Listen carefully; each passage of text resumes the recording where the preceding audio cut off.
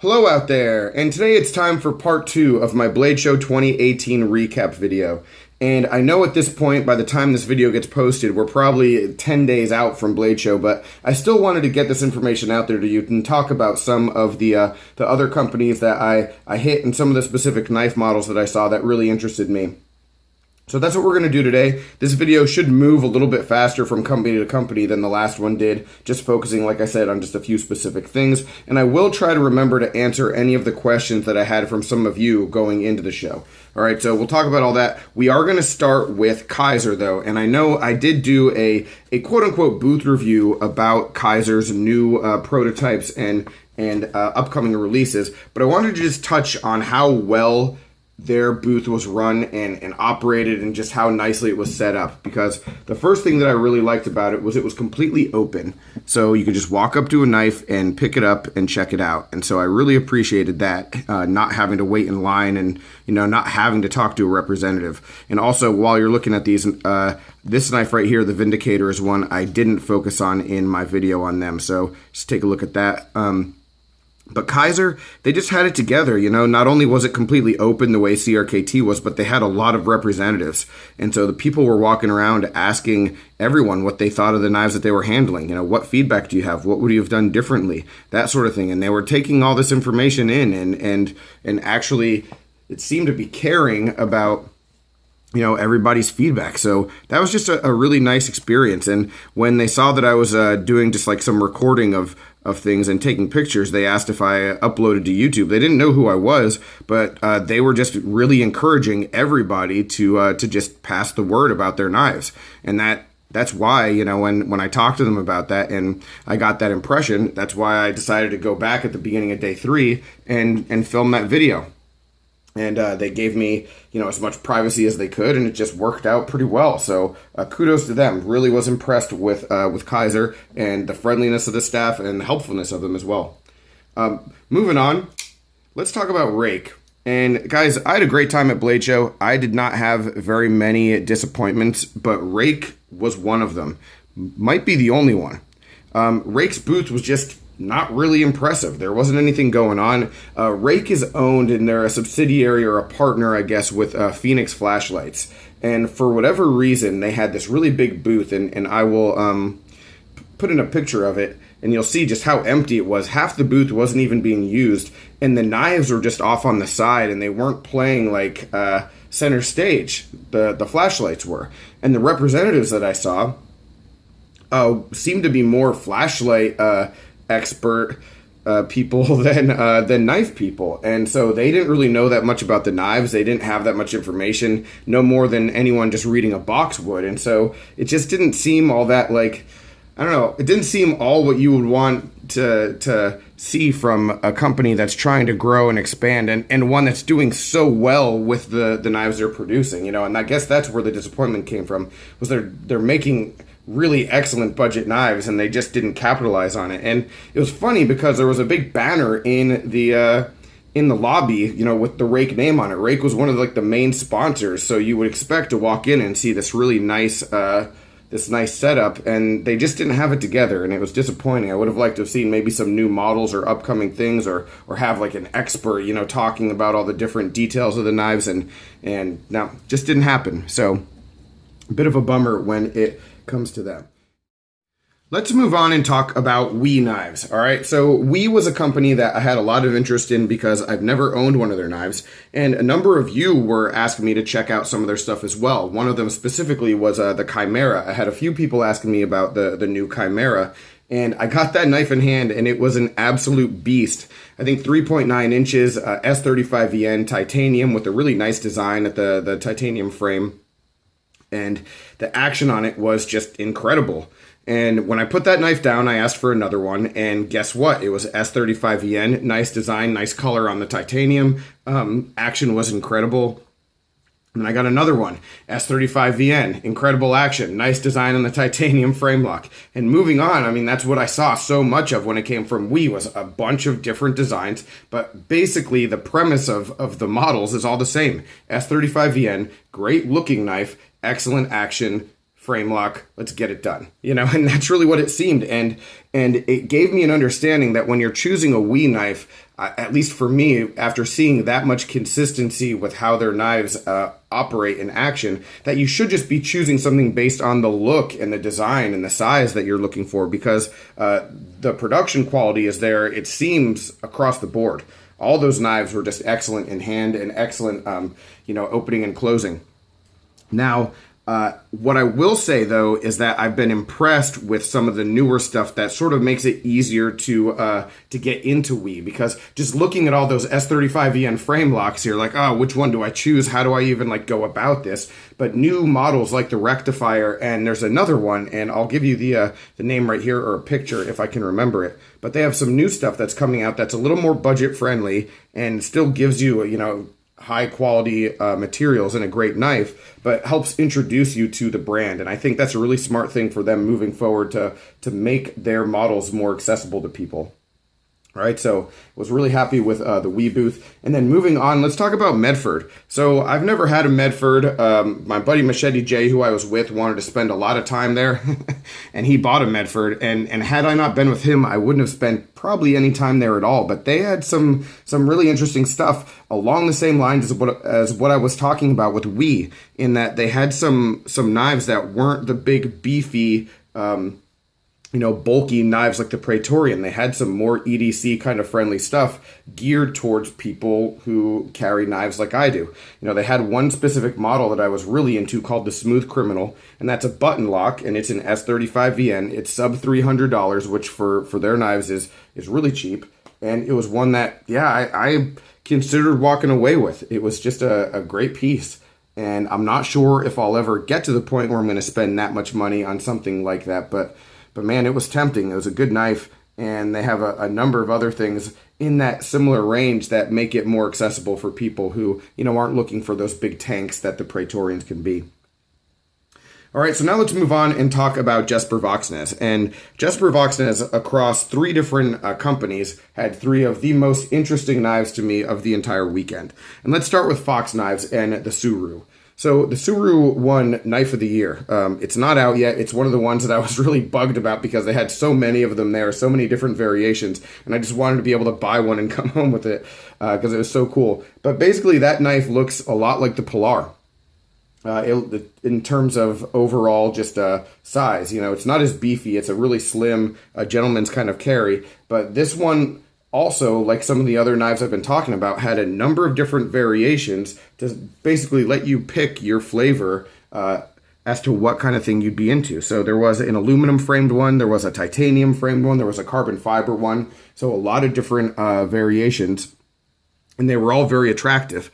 Now, looking at the knife, there are these cutouts, these milled holes in the frame that just were a little jarring when I first saw them. But once you got it in hand and you felt the weight of the knife and how light it was and how it was nicely balanced, it seemed to make sense. And after just a few minutes of looking at the knife in person, those holes that I had reservations about, they became attractive. They became part of it, and that was a neat experience, and definitely a knife that I'm going to be potentially picking up when it comes out. But the one that I will 100% be getting, 100%, my favorite knife of the entire weekend, was the Viper Boulogne. All right, so Viper Knives made a knife with Jesper Voxnaes called the Boulogne, and this one was just fantastic. I don't really know what else to say about it. I can't remember anything specific about it except how great it looked and how nice it felt in hand. I have pictures, and I'll give you, the specs right here, but just the feeling when I got this knife in hand, it was, I have to have this knife. It seemed like a great gents piece, but was substantial enough to be a full use EDC. Excellent blade shape, not too tough to sharpen, just a good belly, nice thin blade. Impressed with that one. And another one that, man, I wish I could have gone home with that. If I could have walked away from Blade Show with one knife, it would have been that one, without a doubt. All right, the last thing I want to talk about, though, is the Giant Mouse Ace Biblio. All right, so the Ace Biblio, that's a popular knife, and that one I really considered buying. It was available. They were selling a bunch of them. The only reason why I didn't grab that was because I knew I could order it from home if I still wanted it. It wasn't something that was exclusive to Blade Show or a new release. They're available right now. And it is a full production from Giant Mouse, who usually does a lot of just limited edition stuff. And the design on that knife, it's attractive, great gents piece, a little bit beefier in the handle than I expected it to be. You know, it's not quite as thin as I thought, but that actually helped it feel great in hand. And there are two versions, and the one that I see all the time is the green micarta and stonewash version. And I'll tell you guys right now, if I were to get one, I would get the satin version one with the G10. I think I prefer the micarta over the G10, but the satin finish on the G10 blade, man, that one, it was a looker. All right, so I'm sure if you're checking out this knife, you're seeing more pictures of the micarta one than the G10 one, but the G10 one, I would definitely put some time into looking at. All right, so let's take a minute and talk about HEA Designs. And I stopped by their booth a couple times, and they were just doing some really interesting things. And I'd heard of HEA a number of times, never held one of their knives, didn't really know what they were about. And now I'm just impressed with them, impressed with the level of craftsmanship and the level of time and commitment to hitting every single detail on their knives. And I guess that's why they sell so fast, and I guess that's why they've been so successful. You know, so the knife that I handled the most is actually sort of pictured right here in the closed position. It's called the Wingman. That's the Wingman logo. And that knife they had at Blade Show. They had some for sale. They sold out relatively quickly, and I think they're completely sold out by now. But they are working on a new design called the Equilibrium, which is a larger version, I think, of one of their like early designs. So just the level of detail and, like I was saying, like the commitment to getting every aspect of the knife just right and perfect, and the passion they have for doing those things. I mean, that was something that just rubbed off, and everybody there was excited about knives, but those guys were they just really stood out from the crowd, and I was impressed with them personally and definitely with the construction of their knives. Now, for anyone who was asking, you know, they do have a couple models that have been really popular. I think they're called the Poison and the Antidote. And the guys were telling me, even though they were limited editions that were popular and sold out, they're never going to be doing the same thing again. So they said maybe in the future they might bring something back that has like a similar handle material as the Antidote or the Poison, but that it would always be something different with a blade shape or something unique to make the limited run that they do completely unique to the people that buy them. You know, so they'll never do the same thing twice, just so that you feel like you are getting a limited piece that is a hard to find and not able to replicate kind of thing. So I heard that from a number of makers, and that was interesting, just the focus on making things that you wouldn't be able to get again. So it's a one-time thing and create that high demand for the consumer and give them value for what you're charging them. So really good stuff from them. And again, their next thing that's coming out is the Equilibrium, a little bit of a Persian style to the blade. If you see that in the picture, not sure that it's my thing, but if and when the time comes that there is a model that I'm really into that they do, I might be trying to pick one of those up. Millet knives. A number of people were asking me, check out the Millet Knives booth. Well, they had a booth, but they weren't there. So I don't know 100% why. I've heard rumors that they're really busy trying to finish up the mass drop Perpetua that TJ Schwartz designed. I don't know, but they weren't there, so wasn't able to see anything that they were doing. All right, and a couple more companies to talk about. Let's talk about Brous real quick. Brous Blades. Had a really great experience at that booth.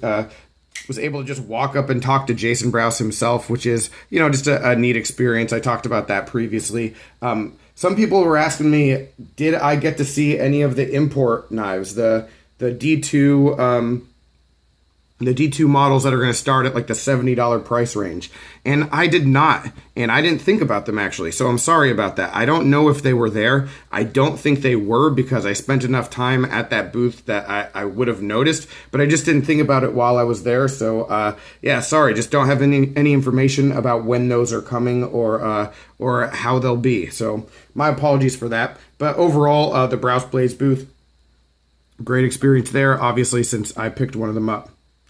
And now just a couple more things to talk about. I want to talk about a guy named David Myers from Effenberg Customs. And I'll actually link down below to a video, I think Priority Survival did it, about Effenberg custom knives at Blade Show. This was a cool guy, a new designer, only been in the business for a couple years. He only had one knife at Blade Show, but it was a beauty. And the thing that I really liked about him was that he was showing everyone the computer process that he uses to help, design everything. And had some knives disassembled and was showing just the details of each part, and that was cool. And he was just having these long conversations with people, and the people, the guys that were in line in front of me at the booth, he had the same conversation with, and he had the same level of excitement talking about it with me, repeating himself essentially as he did with the guys before, and that's always cool to see. Also, he's from Fort Myers, Florida, which is a neat thing because I'm not far from there. Was born and raised pretty close by. Well, not born. I was born in New Jersey, but whatever. So, pretty neat guy, though. Definitely, if you are in the area, check him out. But Effenberg Customs. And then the last company I want to talk about is called Yobo. And Yobo, they have a Kickstarter for some of their knives. All their knives, they have like 4 or 5 models. None of them are released yet. They're all in the $50 range, VG10, but they had great action, nice quality pieces. One of the many videos that Stasa23 did was a video at their booth. And I was just impressed with them. I wanted to take one home. They didn't have anything available, so whatever. But but nice guys and some nice designs. So if you're interested, check them out. Yeah, I wrote August on here in my chicken scratch because that is the month that their first model will be coming out. And Reggie is the CEO. And yeah, Reggie was a good dude.